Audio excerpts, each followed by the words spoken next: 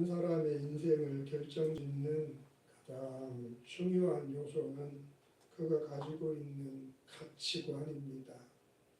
이 가치관이라고 하는 것은 한 사람이 인간의 삶이나 어떤 사물 혹은 사건에 대해서 그것을 어떻게 바라보고 해석하며 또 수용해낼 것인가를 판단하는 어떤 사고의 틀, 관점을 말하는 것으로서 어떠한 가치관을 가지고 있느냐에 따라서 자기 자신의 삶은 물론이고 이 세상 만사가 다르게 해석되고 다가오게 되는 것입니다.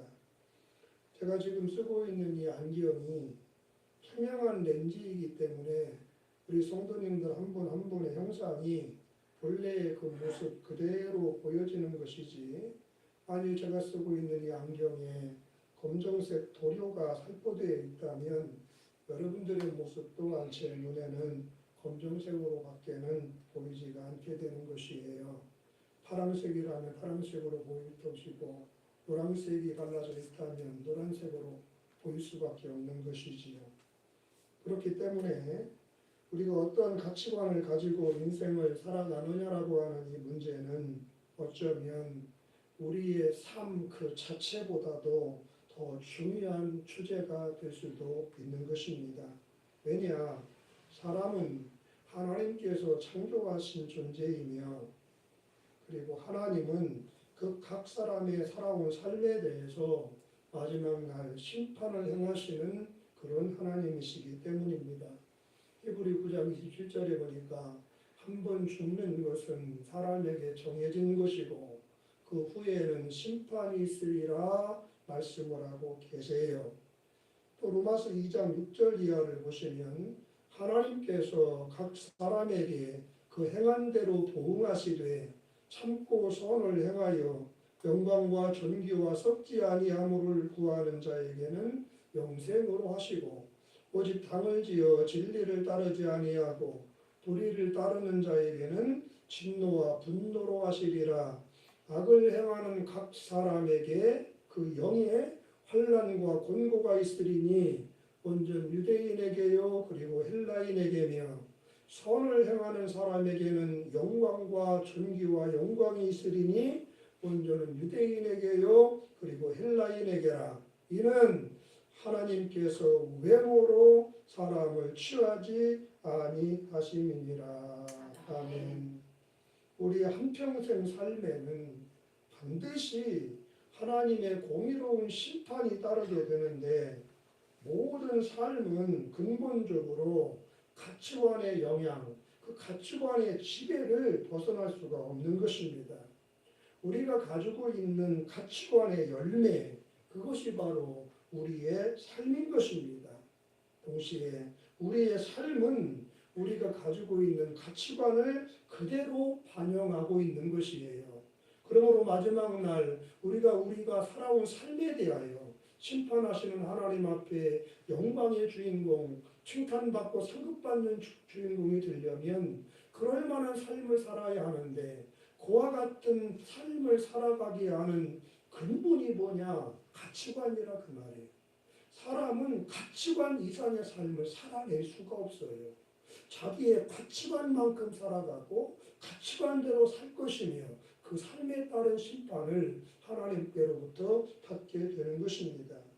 가치관이라고 하는 게 뭐 철학적인 그런 영역으로 우리가 치부하기에는 우리 삶을 너무너무 지배하고 있는, 절대로 외면할 수도 없고 소홀히 대할 수도 없는 본질적인 거예요. 일반적으로 사람들은 다음에 세 가지의 가치관 중에 하나를 선택하며 주어진 생들을 살아갑니다. 첫 번째는 운명론적 가치관을 가지고 있는 분들이에요. 오늘 본문은 길을 가시던 예수님께서 선천성 시각장애를 가지고 있는 한 사람을 만나 그의 눈을 치료하여 천지만물을 밝히 보게 해주신 은혜로운 사건을 우리에게 보도해주고 계시는데, 그 사람을 앞에 두고 제자들이 예수님께 질문을 합니다. 랍비여, 이 사람이 맹인으로 난 것이 누구의 죄로 인함이니까 자기니까 그의 부모니까. 제자들 중에는 오늘 이 시각장애인의 불행이 그 부모에게 원인이 있다라고 생각하는 사람들이 있었습니다. 만일 그렇다고 한다면 지금 이 사람은 자기 앞에 펼쳐진 이 불행에 대해서 아무런 책임도 없는 것이고 그것을 뛰어넘거나 극복하기 위해서 이 사람이 할 수 있는 것은 전무한 거예요. 운명적으로, 숙명적으로 주어진 것이기 때문에 그렇습니다. 그것은 나로서는 어찌할 수 없는 그저 받아들여야만 하는 내 인생의 숙명이기 때문에 이 사람은 시각장애라고 하는 불행해진 것에 대한 책임을 면하게 되는 것이고 그것을 어떻게 해볼 수 있는 여지가 존재하지 않는 사람이 되는 거예요. 오늘날에도 우리 주변에는 이런 인생관을 가지고 사는 분들이 의외로 많이 계십니다.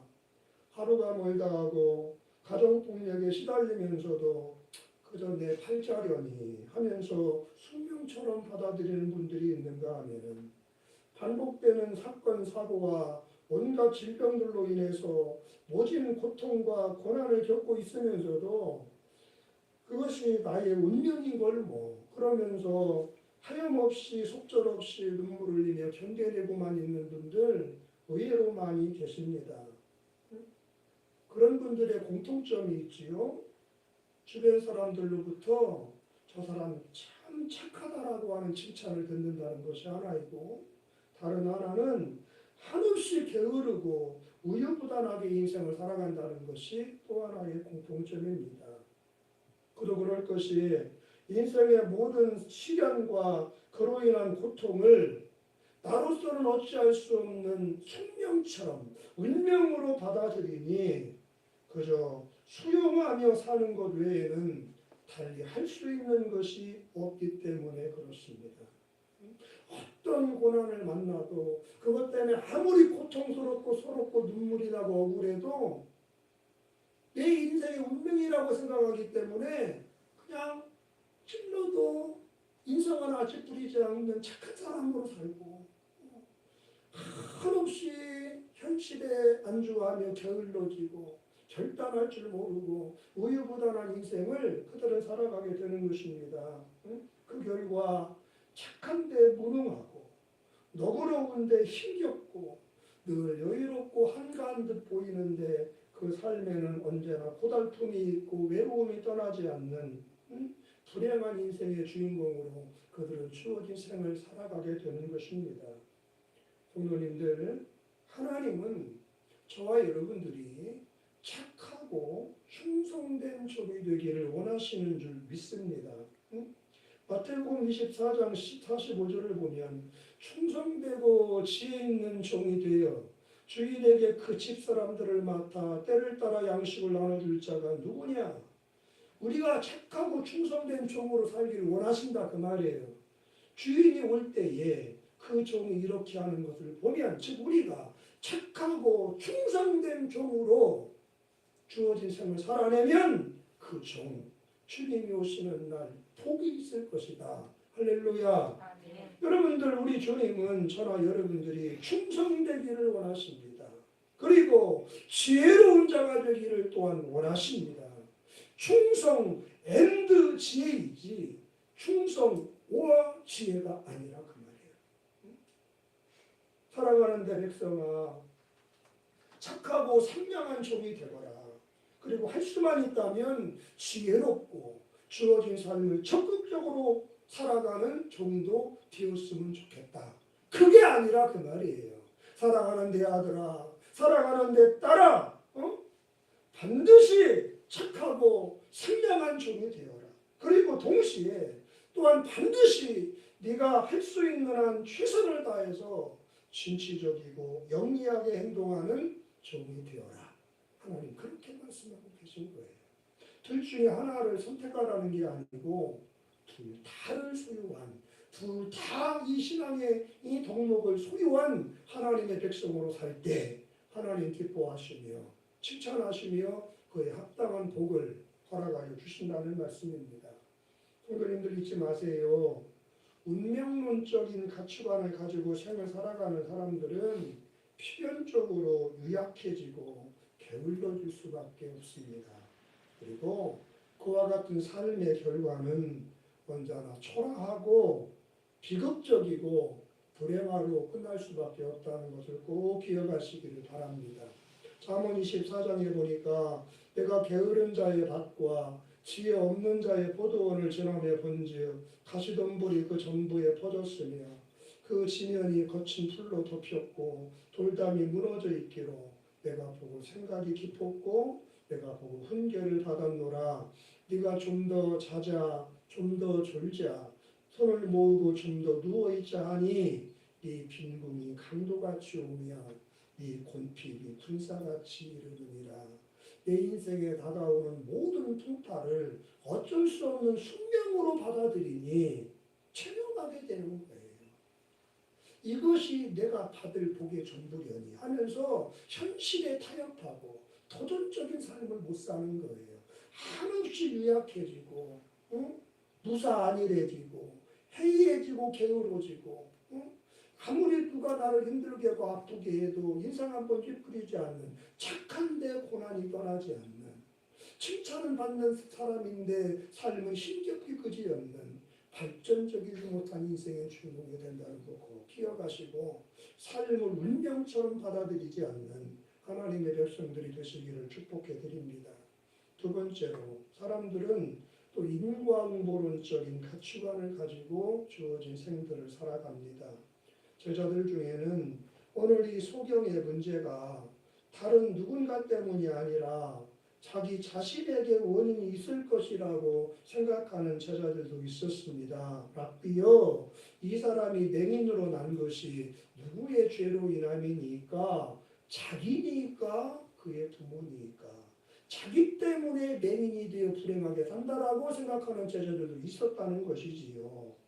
오늘 이 사람이 지금 이렇게 불행한 존재가 된 것에는 뭔가 이 사람 내부에 원인이 있기 때문이다라고 하는 가치관을 이렇게 불행하게 될 수밖에 없는 실패자로 힘겨운 생을 살아갈 수밖에 없는 원인이 그 자신에게 있다라고 생각하는 사람도 있었다는 것이지요. 오늘날 대부분의 현대인들이 가지고 있는 인생관이 바로 이것인데 중세 이후 르네상스 시대를 거치면서 인간의 이성과 경험을 중시하는 계몽주의 사상의 영향을 받은 현대인들은 모든 인간은 평등하게 태어났으며 자신의 안전과 행복과 자유를 추구할 수 있는 권리와 능력을 가지고 있다. 누구도 그것을 억제하거나 제어하려고 하면 안 된다라고 하는 확신을 갖게 되었습니다. 그 결과 세상에 존재하는 모든 악과 고통과 불행은 인간이 그 권리와 능력을 올바로 사용하지 못해서 초래된 비극이기 때문에 언제라도 인간이 깨어나서 본래의 능력과 권리를 제대로 사용하기만 한다면 인간은 얼마든지 그 자신의 삶을, 이 세상을 개선하고 회복할 수 있는 행복자가 된다라고 하는 좋은 시대가 올 거라고 하는 신앙에 가까운 확신들을, 인본주의적인 가치관들을 현대인들은 교육을 통해서 습득하게 되었습니다. 이 세상은, 그리고 그 무엇보다도 나의 인생은 얼마든지 달라질 수 있어. 내가 최선을 선택하고 또 그 선택한 거에 대하여 나의 최고의 에너지를 쏟아붓고 나의 최고의 노력을 기울이기만 한다면 나의 인생은 얼마든지 달라질 수가 있어. 오 해피데이는 내게 달린 것이야. 이렇게 이 시대를 지배하고 있는 가치관이 바로 인과응보론적, 인본주의적인 인생관들이라 그 말이에요. 그러나 여러분, 이와 같은 인본주의적 계몽주의 세계관은 그 자체 내에, 그 내부에 자신의 붕괴를 불러올 수밖에 없는 파괴적인 씨앗을 품고 있습니다. 이게 뭐냐? 전적으로 타락했고 부패해진 인간 본성에 대한 정의가 너무나 빈약하다는 것과 나아가 인류와 세상의 종말에 대한 궁극적인 비전이 존재하지 않는다라고 하는 것이 바로 그 내부에 심겨진 함정입니다. 그 결과 현대인들은 최선을 다해서 성공과 행복을 위해 몸부림쳐 보지만 현대인들의 손에 넣는 것은 안전과 행복과 자유가 아니라 멈출 줄 모르는 이기주의와 고독, 그리고 피상성과 왜곡된 물질주의적 삶밖에는 가진 것들이 많고 구비해놓은 게 좋으면 성공한 것처럼 여기며 행복한 것처럼 여기는데, 그런데 마음은 텅텅 비어져 있어서 솔바람이 술술 불어제끼는 이러한 삶을 살아갈 수밖에 없는 거예요. 여러분들 보십시오. 우리들 주변에 고통하는 그 많은 사람들이, 그들이 전부 다 꿈이 없고 노력이 부족해서 그렇게 실패자가 되고 비극의 주인공으로 눈물 흘리는 그런 삶들을 살아가고 있는 것입니까? 절대로 아니지 않습니까? 그분들도 최선을 다해 성공과 행복을 꿈꾸었고 또 자신들의 계획과 삶에 전심전력 최선을 다하는 그런 인생들을 살아오셨습니다. 그럼에도 불구하고 한순간 예상치 못한 변수가 생겨서 실패를 맛보게 되었고 그 실패가 극복되지 않아 결국 인생의 루저가 되어서 불행한 눈물을 흘리며 살아가는 힘겨운 인생들이 된 분들 얼마든지 우리 주변에 많이 계십니다. 전도서 9장을 보시면 내가 다시 헤아려서 보니 빠른 경주자들이라고 선착하는 것이 아니며 용사들이라고 전쟁에 승리하는 것이 아니며 지혜자들이라고 음식물을 얻는 것도 아니며 명철자들이라고 재물을 얻는 것도 아니며 지식인들이라고 은총을 입는 것도 아니니 이는 시기와 기회는 그들 모두에게 임함이라. 분명히 사람은 자기의 시기도 알지 못하나니 물고기들이 재난의 그물에 걸리고 새들이 올무에 걸림같이 인생들도 재앙의 날이 그들에게 호련히 임하면 거기에 걸리느니라. 그래서 이 같은 인과응보론적 가치관을 가지고 살아가시는 분들은 한결같이 빠지게 되는 함정이 있습니다. 바로 교만과 극단적인 자기 포기의 함정에 빠질 수밖에 없는 거예요. 천만다행으로 인생이 자기 계획대로 술술 풀려서 성공하고 성취를 맛보게 됐을 때 그는 그 성공과 성취가 전적으로 그동안 자기가 열심히 땀 흘리고 노력한 그 땀에 대한 보상이라고 하는 생각이 들기 때문에 하나님께는 물론이거니와 그 과정 속에서 알게 모르게 자기와 함께 수고하며 애쓴 다른 사람들에게 감사와 고마움을 표현할 줄 모르는 이기적인 사람이 될 수밖에 없는 것이고, 나아가 다른 주변에 실패한 많은 사람들을 향해서는 무능력하고 무기력해서 그렇게 되었다라고 하는 비난과 조소를 쏟아붓는 교만한 사람이 될 수밖에 없는 것입니다. 열심히 살면 행복할 수 있어. 최선을 다하면 인생은 얼마든지 역전될 수 있어. 이런 생각을 갖고 살아가는 사람들 정말로 그렇게 되어져도 하나님께도 감사 못하고 사람들의 고마움도 모르고 실패한 사람들은 다 인생에 필요 없는 존재들처럼 무시하게 되는 교만한 인생, 은혜를 모르는 짐승 같은 인생이 되고 만다는 거예요. 그 보니까 반대로 계획이 틀어지고 실패가 반복되고 자꾸만 인생이 꼬이기 시작하다 보면 이러한 인생관을 가지고 살아가는 사람들은 결국에는 나는 안 돼, 나는 못난이야, 주변에 사랑하는 사람들에게 고통만 주는 무가치한 존재야, 이러한 감당하지 못할 절망감에 함몰되어서 천하보다 소중한 자기의 생명을 스스로 꺾고 마는 극단적인 자기 포기에도 이르게 되는 일들이, 지난주에도 두 분이 자살했잖아요. LH 사건 때문에. 인생은, 세상은 사람하기에 달렸어. 최선을 다하면 좋은 결과가 나타나고 세상도 바뀌고 내 인생도 달라져. 이러한 가치관을 갖고 살아가는 사람들은 잘되면 교만해지고 다른 사람은 업신여기며, 못 되면 나 같은 것은 필요 없는 존재야. 빨리 떠나는 게 세상과 남은 사람들에게 도움이 돼. 그래서 죽는 거예요. 교만과 극단적인 자기 포기 함정을 벗어날 수가 없어요. 인간론적 인간관을 갖고 있는 사람. 구약 성경에 등장하는 하나님의 종 불의 선지자 엘리야에게서도 한때 그러한 모습이 발견되지요.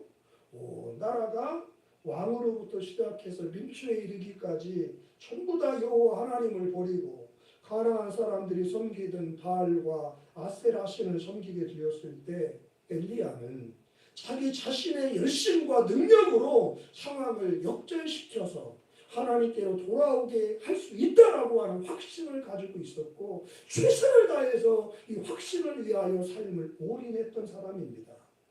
그래서 어느 날 나를 잡아 갈멜산 정상 위에 백유한 왕과 신하들과 백성들을 다 불러 모아놓고 그들이 섬겼던 바알과 아세라 신의 제사장 850명을 모아놓고 능력대결을 벌이잖아요. 제단을 쌓아놓고 자기들이 섬기는 신의 이름을 부르며 불을 내리게 하자. 응답하는 한 신이 진짜 신이다. 내기를 하잖아요. 먼저 바알과 아세라 제사장들이 제단을 쌓고 제사를 드리기 위해 자기들의 신을 부릅니다. 바알이여 임하소서, 아세라여 역사하소서, 불로 극사. 새벽부터 저녁까지 주문을 외우고 춤을 춰도 감감무소식이야. 야, 더 세게, 더 간절히, 더 열심히 기도해봐. 너희 신이 출장 갔나 주무시나 모르겠다. 엘리야가 조롱을 해요. 화딱지가 나가지고 자기들의 몸을 자해하면서 피를 흘려가면서 바알이여 역사하소서, 신중의 신이시여 응답하소서. 아무리 해봐도 가짜 신인데, 신이 아닌데 불을 내릴 수 없지요. 물러서라. 엘리야가 딱 등장해 하나님께 기도한 마다입니다. 여호와여, 여호와만이 삼천하지에 유일하신 하나님이심을 나타내시옵소서. 하늘에 불덩어리가 떨어져서 재물과 또랑의 물까지 다 그지에 태워버렸어요. 아하, 여호와 하나님만이 우리 조상 아브라함과 이삭과 야곱과 우리 선조들이 섬겼던, 우리를 애굽에서 해방시켜 주셨고 이 가나안 땅을 기업으로 차지하게 하셨던, 우리가 버렸던 여호와, 그분만이 참 하나님이시구나. 그분만이 생사와 복을 주관하시는 분이구나. 백성들이 깨달아. 타이밍이 중요하거든. 그때를 놓치지 않고 엘리야가 저 바알과 아세라 섬기는 제사장들 전부 복을 쳐라 그래가지고 산 아래 시냇가에 데리고 가가지고 단칼에 목을 잘라버렸어요. 할렐루야 아닙니까? 이제 엘리야는 그것으로 상황이 정리될 줄 알았습니다. 자기가 기대했고 노력한 대로 백성들이 왕도 왕비도 신하들도 다 지난날의 죄악을 회개하고 울면서 하나님 앞에 천부의 의지 없어서 손들고 옵니다. 회개하며 여호와 하나님께로 돌아와 통에 자복하며 다시 여호와 신앙이 회복될 줄로 기대를 했었어요. 그런데 웬걸요, 이스라엘의 바알 종교를 들여왔던 왕비 이세벨이 분노해서 굶주린 사자가 포효하듯 눈에 불을 켜고 엘리야 저놈 그냥 두면 내가 속을 간다 그래가지고 엘리야를 죽이려고 한 칼을 빼드는 일이 벌어졌어요. 결국 엘리야는 그 상황을 받아들이지 못한 채 이거 왜 그러지? 온 백성이 하나님만이 진짜인 걸 알았으면 돌아와야 되는데 오히려 나를 죽이려고 하네? 받아들이지 못하는 거예요. 왜? 자기 생각대로 안 풀리니까. 최선을 다했는데도 결과는 안 좋으니까 수용이 안 되는 거야. 그래, 낙심한 엘리야 완전히 번아웃되어서 광야로 도망쳐서 스스로 죽기를 간구하는 처절한 실패자의 모습 우리에게 보여줘요. 열왕기상 19장에 기록해놨습니다. 아합이 엘리야가 행한 모든 일과 그가 어떻게 모든 선지자를 칼로 죽였는지를 이세벨에게 말하니 이세벨이 사신을 엘리야에게 보내 이르되 내가 내일 이맘때에는 반드시 네 생명을 저 사람들 중 한 사람의 생명과 같게 하리라. 그렇게 하지 아니하면 신들이 내게 벌 위에 벌을 내림이 마땅하니라 한지라. 그가 이 형편을 보고 일어나 자기의 생명을 위해 도망하여 유다에 속한 브엘셀에 이르러 자기의 사환을 그곳에 머물게 하고 자기 자신은 광야로 들어가 하룻길쯤 가서 한 로뎀나무 아래 앉아서 자기가 죽기를 원하여 이르되 여호와여 넉넉하오니 지금 내 생명을 거두시옵소서. 나는 내 조상들보다 낫지 못하나이다 하고 내가 만군의 하나님 여호와께 열심히 유별하오니 이는 이스라엘 자손이 주의 언약을 버리고 주의 제단을 헐며 칼로 주의 선지자들을 죽였으며 오직 나만 남았거늘. 여러분 엘리야가 얼마나 교만한 사람입니까? 자기만 특별하게 하나님 잘 믿는 줄 아는 거야. 그러니까 실패한 사람들은 뭔가 지혜와 능력과 결단력이 부족해서 인생의 루저가 됐다고 깔보고 멸시한다고 그랬잖아. 교만하게 되는 거야. 지금까지 승승장구해 온 게 자기의 탁월한 선견지명, 선택, 과감한 결단력, 올인할 줄 아는 그런 용기, 자기가 잘나서 다 성공한 줄 알지 하나님께도 감사 못하고, 응? 다른 사람들은 멸시하고 자기만 특별한 줄 알고, 그러다가 실패하니까 어떻게 돼? 못 받아들이고 나 죽여주십시오. 살고 싶지 않습니다. 극단적 자기 포기와 교만, 그 모습 그대로 인과응보론적, 내가 열심히만 하면, 내가 노력하고 절제하고 절약하고 근건절약하면 가난도 떠나고 질병도 떠나고 인생 행복해질 수 있어. 이러한 인생관을 갖고 사는 사람들이 빠지는 함정 그대로 보여주는 거예요. 교만해지고 자포자기하고 다른 사람들보다 자기를 낫게 여기며 멸시하는 그 모습 그대로 보여주고 있는 것입니다. 여러분, 오늘 이 같은 인생관을 가지고 살아가는 사람들에게 유일한 해결책은 그러므로 실패하는 거예요. 원치 않지만, 못 견뎌하겠지만 감당할 길 없는 엄청난 실패를 통해서 인생이라는 게 그렇게 넉넉하지 않구나. 내 계획대로 내 열심과 뜻대로 되는 것이 아니구나. 처절한 실패의 쓴맛을 맛보지 않고는 이런 사람들은 죽는 날까지 자기가 자기에게 신이 되어서 살아갈 수밖에 없는 불행의 주인공이 될 수밖에 없는 것입니다. 그래서 하나님은 때때로 사랑하사 자녀 삼으신 백성들에게도 그들의 인생 속에 예상치 못했던 시련과 실패를 안겨주셔서 인생이 만물의 영장인 듯 무엇이든 시처럼 다 할 것처럼 생각을 하지만 인생은 인생이 뿐이란다. 창조하신 하나님의 그늘 아래서만 안전할 수 있는 그 은혜가 아니면 아무것도 아니며 아무것도 할 수 없으며 될 수도 없는 안개와 같은 존재인 것을 깨닫게 하시려고 사랑하시는 백성들에게도 때때로 시련과 실패를 안겨 인생 공부를 시키시는 거예요. 시편 119편에 보니까 고난당한 것이 뭐가? 고난당한 것이 내게 뭐래요? 유익이래요. 왜요? 그것 때문에 주님의 율례를 배우게 되었나이다. 여호와여, 내가 알거니와 주의 심판은 의로우시고 주께서 나를 괴롭게 하심은 성실하심 때문입니다. 인생이 내 힘으로만 되는 것은 아니구나. 이것을 깨달아야만 하나님을 찾게 되고 하나님을 찾는 영혼 살거든요. 그것을 가르치기 위해서 사랑의 매라는 거에 소위 말해서 아프시지만 괴로우시지만 눈을 질끈 감으시고 사람 채찍과 인생의 회초리로 우리를 훈계하시는 성실하신 때문에 의로우신 때문에 인생이 얼마나 아무것도 아닌지를 깨닫게 하려고 잘 되는 것도 하나님의 은혜요 잘못되는 것도 하나님의 섭리요 이 모든 진리를 깨닫게 하기 위해서 하나님은 이런 징계도 내리시는 것입니다. 여러분들 이렇게 자신을 믿고 매사를 자기의 뜻대로만 사는 사람들은 결국 무서운 심판과 멸망 앞에 당면하게 됩니다. 예레미야 17장에 여호와께서 이와 같이 말씀하시느니라. 시작. 무릇 사람을 믿으며 육신으로 그의 힘을 삼고 무슨 뜻이에요? 인본주의적인 인과응보론적 계몽주의 가치관을 가지고 살아가는 거예요. 사람이 싫은 거예요.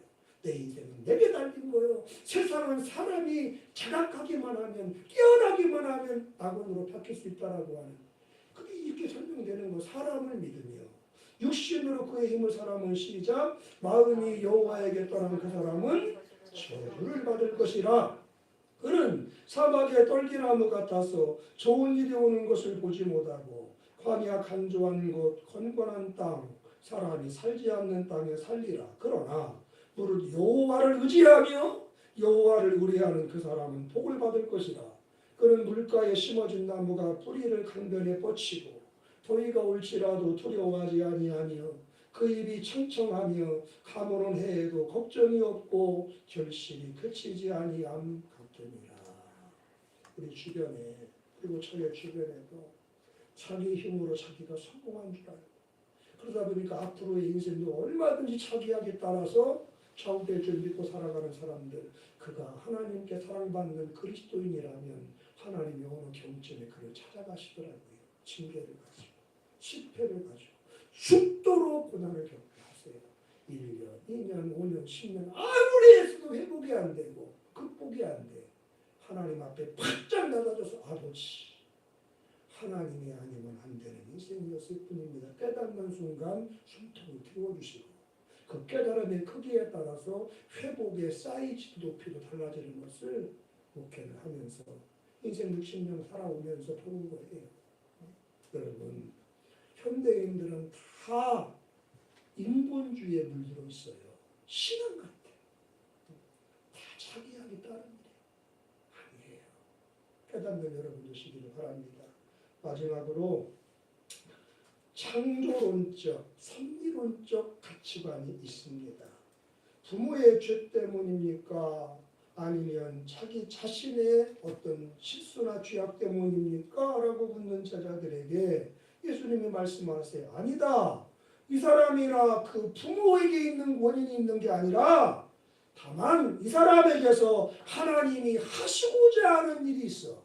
이 사람의 이 고난을 통해서 하나님이 이루시려고 하는 목적이 있어. 그것을 위해서 이 사람은 이렇게 불행하게 태어났고 이제껏 고난의 삶을 살아왔다. 예수님이 들려주신 이 사람의 불행에 대한 답변입니다. 따라합시다. 하나님의 선하신 뜻이 있습니다. 한 번 더 하나님의 목적이 있습니다. 크게 아멘. 성도님들 그렇습니다. 이 세상과 우리들의 인생 가운데 일어나는 모든 일에는 다 하나님의 선하신 뜻과 목적이 있습니다.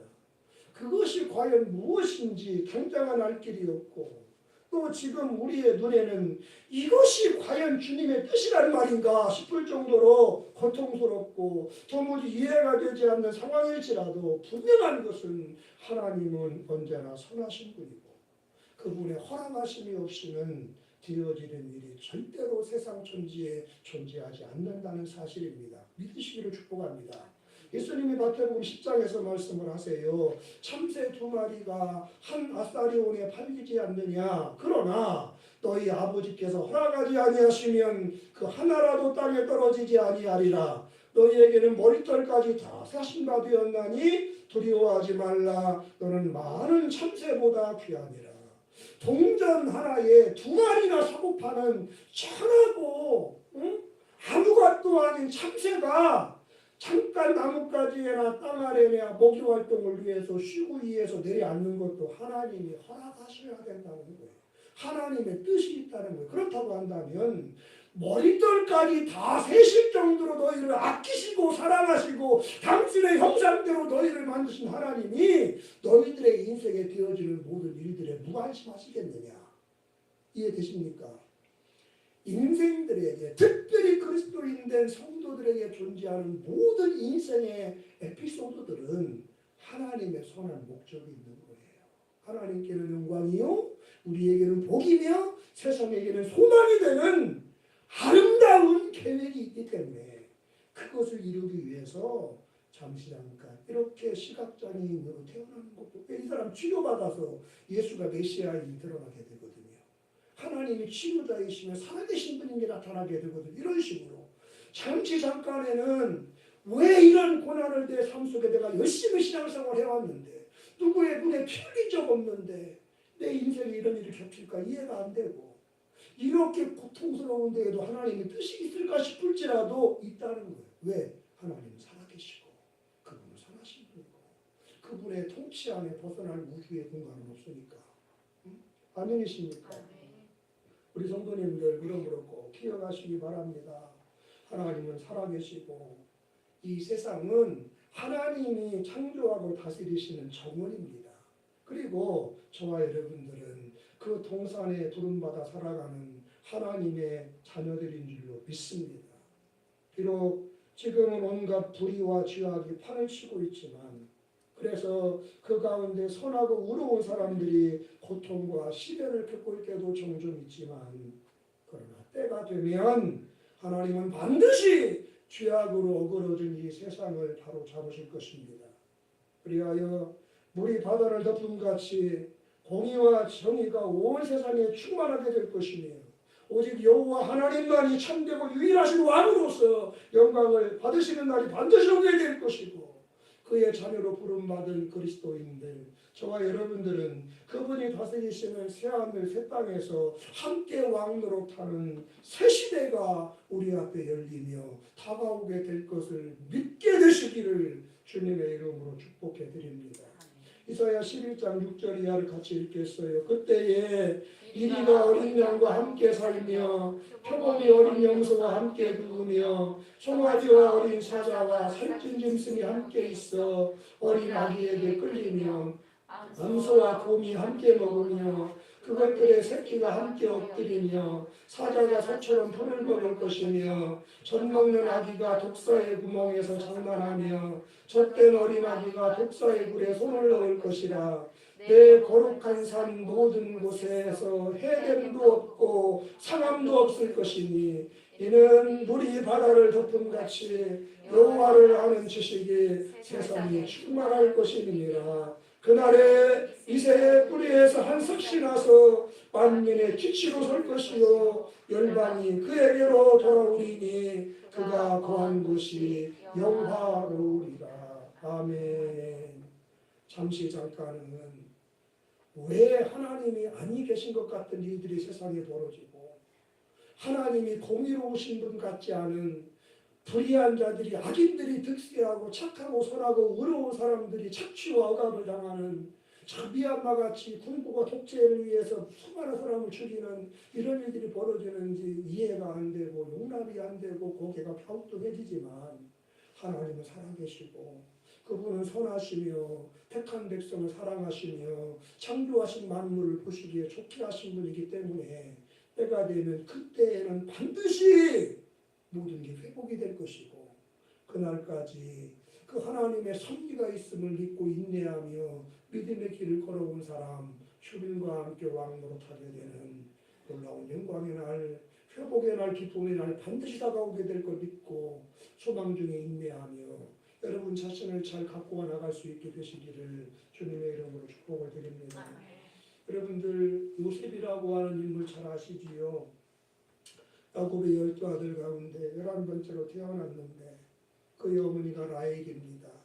야곱이가 4명의 부인 중에 가장 사랑했던 그런 부인인데 그 라헬이 낳았던 두 아들 중에 첫째 아들이 요셉입니다. 그런데 그 라헬이 아직 자식들이 어릴 때에 라헬이 요셉과 대남이 둘을 낳는데 아직 어릴 때 일찍 죽어요. 자기가 가장 사랑했던 아내 라헬이 일찍 죽고 그 여인이 낳은 어린 자식들이다 보니까 12아들 가운데 이 요셉을 야곱이가 가장 아끼고 사랑하고 곁에 두고 특별히 채석입고 지어 입히고 아시죠?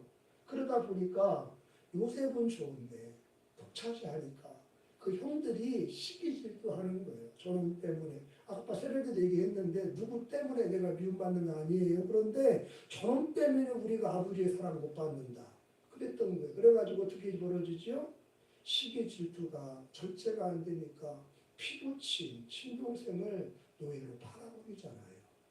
그래서 노예상에게 팔려서 우여곡절 끝에 애굽의 시위대장 보디벨 장군 집에 하인으로 들어가 종살이 노예 생활을 하는데 이 요셉은 이 세상이 하나님의 동산인 걸 아는 사람이야. 하나님이 참된 왕임을 아는 믿음이 있다 보니까 아버지의 믿음을 물려받은 거야. 아브라함, 이삭, 야곱, 요셉이 되는 거야. 그러다 보니까 그곳에서도 하나님은 그곳에도 계신 줄 알고, 하나님은 내가 비록 형들의 미움을 받아 어린 나이에 노예로 팔려와 죽을 고생하지만 하나님은 살아계셔. 내 인생에 선한 예를 품고 이 믿음이 있었어. 그래 그곳에서 성실하게 노예 생활을 하니까 단마음으로 하면 달라지잖아. 이 종놈이 하나 히브리 종놈이 들어왔는데 다른 종들은 마지못해서 억지로 주인 눈치나 보면서 있을 때나 잘하는 이러는데 요놈은 주인이 포도나 안 보든 모든 일을 자기 일처럼 자기 집안일처럼 성실하게 하네. 눈에 띈 거예요. 우리 청년들 그렇게 되기를 바래요. 그래서 노예가 이리야 그 집안의 집사가 되는 거야. 응? 둘째 자리에 올라 주인 어른 팔은 주인이 모든 걸 자기 부인 외에는 그죠? 관리를 간섭을 않는 그런 지위에까지 오릅니다. 시간이 가니까 그 뒤로 또 차차차 스캔들도 벌어지고 뭐 오해도 있고 함정에도 빠지고 옥에 갇혔지만 거기서 술 갚는 관원장 그저 떡간 빚는 관원장 바로의 중심들 만나가지고 우에 뭐 그런 곡절 끝에 애굽의 황제 바로 앞에 서잖아요. 충격이 찾아왔을 때 그저 바로가 꿈을 꾸어서 뭐 그런저런 일이 있었어요. 결국은 요셉이가 애굽에서 총리 대신에 오릅니다. 1인지와 만인지상의 자리에 서게 되는 거예요.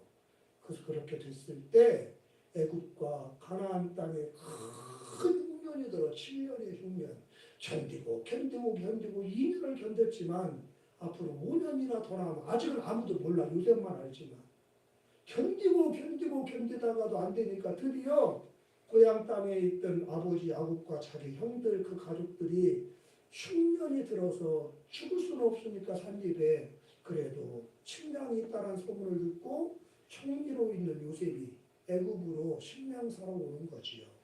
그때 자기 앞에 엎드려서 식량을 구하는 자기를 팔아먹은 그 형들을 바라보면서 요셉이가 한 말이 있어요. 창세기 45장을 보겠습니다.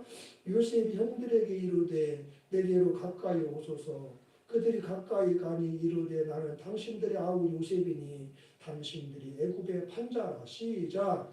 당신들이 나를 이곳에 팔았다고 해서 근심하지 마소서. 한탄하지 마소서. 하나님이 생명을 구원하시려고 나를 당신들보다 먼저 보내셨나이다. 이 땅에 2년 동안 6년이 들었으나 아직 5년은 밭갈이도 못하고 추수도 못할지라 하나님이 큰 구원으로 당신들의 생명을 보존하고 당신들의 후손을 세상에 두시려고 나를 당신들보다 먼저 보내셨나니 그런즉 나를 이로 보내는 당신들이 아니요 하나님이시라. 아멘. 형들에게 미움을 받아 노예로 팔려 온갖 고생을 13년을 해. 17에 팔려가서 30살 총리가 될 때 얼마나 형들이 7천주 원수같이 모였겠어. 그렇지. 어떻게 자기 친동생을 팔아먹어? 팔아먹었나? 그 전까지는 죽이려고 했었거든. 복수의 칼을 갈았을 것 같은데 그래야 안 그래. 형들을 용서하고 품어주고 형들과 형들의 배우자와 자녀들을 흉년이 끝날 때까지 자기의 영향력 안에서 잘 보호해 섬겨서 이 일이 계기가 되어서 75명이 식량사로 애굽에 왔다가 요셉 밑에서 4년 만에 장정만 60만이 되는 한 민족이 되어지는 하나님의 섭리가 이루어지는 거예요. 내가 당하는 이 실패, 이 인생의 아픔, 서러움, 눈물, 억울함, 고통, 불행 하나님이 하신 일이 있어 그래. 하나님이 이 일을 통해 영광 받으시기를 원해서 나를 더 깊고 높은 사람으로 빚어주기 위해서 나와 관계된 사람과 세상에 이익을 끼치는 존재가 되게 하시려고 하나님이 나를 쓰시려고 나를 통해 영광을 받으시고 더 사랑해 주시려고 나를 잠시 잠깐 연단하시는 것이야. 이렇게 섭리적으로 인생을 바라보는 안목이 창조론적인 가치관이 요셉에게 있었다 그 말이에요. 그 가치관 때문에 요셉은 그런 환경 속에서도 우리가 아는 그런 삶을 살아낸 것이고 그 삶에 대한 하나님의 공의로운 축복이 총리 대신이 되며 민족을 만드는 추춧돌이 되는 제목이 됐다는 거 기억하시기를 바랍니다. 다음 구절도 한번 보시겠습니다. 같이 읽겠어요. 그의 형들이 또 치려와서 요셉의 앞에 엎드려 이르되 우리는 당신의 당연하죠. 자기들이 팔아먹은 죄가 있으니까 도둑이 제발저리듯 요셉인 걸 알아보고는 벌벌벌 떠는 거야. 우리 다 죽었다. 저놈이 말 한마디면 목 된감 아니야. 이제 넙죽 엎드려서 용서를 구하는 장면인데 19절 요셉이 그들에게 이르되 두려워하지 마소서. 내가 하나님을 대신하 자기가 노예로 팔려온 것은 형들 때문이 아니었다는 거예요. 하나님을 대신하리까 다음에 당신들은 나를 해하려 하였으나 기가 막힌 대목이요. 형들은 내가 싫어서 아버지의 사랑을 나 때문에 못 받는다고 나를 죽이려고 했지만 나를 노예로 팔기까지 했지만 하나님은 그것을 선으로 바꾸사 내가 형들에게 당한 배신 그동안 13년의 지옥같은 고난 인생의 실패 불행 아픔 그것을 하나님은 선으로 바꾸사 오늘과 같이 많은 백성의 생명을 구원하게 하려 하셨나니 당신들은 두려워하지 마소서 내가 당신들과 당신의 자녀를 기르리이다 하고 그들을 간곡한 말로 위로하였더라. 내 인생에 찾아오는 모든 풍파를 하나님의 섭리로 바라보는 사람은 이렇게 넉넉합니다. 원수도 부를 수 있고 고난 중에도 앞서 인과응보론 쫓긴 가치관을 가진 사람과는 달리 아무리 힘들어도 극단적인 자포자기를 하지 않고 아마 그런 사람들이었다면 모세까지 됐을 때 죽었을 거예요. 스스로 목을 끊었을 거예요. 또 운명론적인 인생관을 가진 사람처럼 그래 이게 내 팔짱가 봐 종날이라 울며 겨자 먹기식으로 마지못해 하면서 평생 노예 생활하다 끝났을 거예요. 그런데 내 인생에 다가온 이 고난과 예상치 못한 불행과 사건이 합력하여 서로 이루기를 원하시는 하나님의 섭리인 줄 알고 믿음으로 굳게 서서 인생을 걸어가니 하나님의 뜻이 이루어지는 날 인생의 존귀한 자가 되고 시대와 많은 백성을 살리는 축복의 통로가 됐다는 거 여러분 마음 깊이 새기시는 이 주일 아침에 되실 수 있기를 주님의 이름으로 축원해 드립니다. 성도님들 믿음이라고 하는 것은 어떠한 상황 속에서도 하나님의 선하심을 붙드는 것입니다. 이해할 수 없는 끔찍한 순간에도 하나님의 의로우심과 나를 향한 사랑과 그 역사하심에 대한 신비로움을 굳게 붙드는 것 그것이 믿음의 본질이고 그와 같은 믿음의 삶에는 하나님의 기적이 나타나고 그와 같은 삶 자체가 기적이라고 저는 믿습니다. 반드시 그와 같이 인생을 살아가는 사람은 하나님의 살아계시고 선하시고 풍성하심을 기적같이 목격하게 돼요. 왜냐하면 하나님 살아계시며 그 하나님은 믿는 자를 기뻐하시는데 히브리서 11장 1절 이하에서 하나님은 믿음은 바라는 것들의 실상이고 보지 못하는 것들의 증거라고 친히 말씀하시고 계시기 때문에 그렇습니다. 그러므로 성도님들 하나님의 백성으로 부름받은 저와 여러분들은 오늘 나에게 주어진 삶의 모양과 형편이 어떠하든지 간에 하나님은 이 순간에도 살아계시며 선하신 뜻과 목적을 가지고 내 인생을 이끌어가고 계시고 그것을 반드시 이룰 것이라고 하는 견고한 믿음을 가지며 그 뜻이 아름답게 이루어질 그 영광의 날을 바라보며 오늘 내게 주어진 삶의 길을 뚜벅뚜벅 걸어내시는 그리스도인들이 되셔야 할 줄로 믿습니다. 욥기 23장 7절을 같이 읽겠습니다. 그러나 내가 가는 그 길을 그가 아시나니 그가 나를 탄련하신 후에는 내가 순금같이 되어 나오리라. 그러나라고 하는 말에 욥이 당하는 모든 고난과 그로 인한 고통이 다 들어있어요. 그렇지만 그 고난과 불행은 하나님이 나를 더 귀한 그릇으로 빚으시고 더 가치 있게 들어 쓰시기 위해서 연단하시는 섭리라고 바라봤던 거예요. 그것이 이루어지는 날, 그 뜻이 성취되는 날 나는 모든 찌꺼기가 되어 제거되어지고 반짝반짝 빛나는 순금처럼 인생의 역사 위에 우뚝 서게 될 것이다. 할렐루야. 아멘. 종종 성도님들이 저에게 그런 질문을 하세요. 목사님, 사는 게 왜 이렇게도 힘들고 고달플까요? 인생에 왜 자꾸만 엉뚱한 일들이 생겨서 이렇게 나로 하여금 서럽게 만들죠? 가끔 이렇게 묻는 분들이 계세요. 죄송하지만 저 역시도 모릅니다. 성도님들이 너무너무 힘들어하고 궁금해하시고 있다는 걸 잘 알면서도 딱히 해드릴 수 있는 대답이 저에게는 없어요. 그리고 저의 인생 역시도 성도님들의 그 폭폭한 인생과 별반 다르지 않습니다. 나도 내 인생이 왜 이렇게 힘겹고 어려운지 저도 모를 때가 참 많습니다. 그러나 한 가지만은 분명히 말씀드릴 수 있어요. 그리스도인이 된다는 것은 답이 없이 사는 법을 배우는 것이고, 믿음이라고 하는 것은 답을 모르는 채 계속 살아가는 것입니다. 왜냐하면 하나님은 선하시고 우리를, 저와 여러분들을 사랑하시며 너희를 향한 나의 생각은 내가 하나니 재앙이 아니라 평안이 너희 미래의 희망과 소망을 주려는 것이다. 할렐루야. 제가 얼마 전에도 우리 재직들한테 그 말 했잖아요. 그리스도인이 된다는 것은 주일이면 교회 와서 성역책 들고 찬송 부르며 예배 드리고 인생에 힘든 일이 있을 때 기도하고 한가할 때 그게 아니야. 그리스도인이 된다는 것은 답이 없이 사는 법을 배워가는 거야.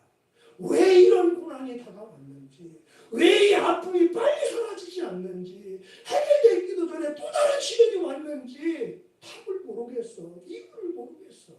그렇지만 답이 없지만 살아가는 거야.